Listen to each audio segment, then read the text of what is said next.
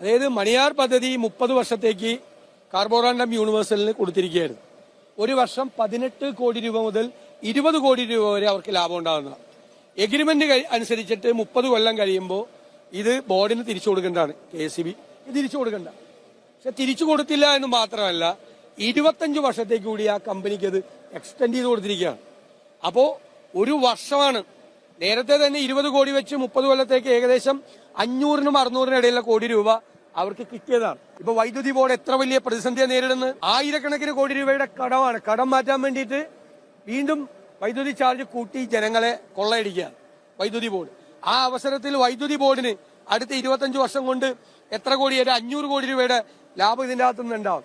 ഒരു ചർച്ചയും കൂടാതെ ഏകപക്ഷീയമായി ഇത് കൊടുത്തിരിക്കുന്നതിന്റെ പുറകിൽ ദുരൂഹതയുണ്ട്, അഴിമതിയുണ്ട്.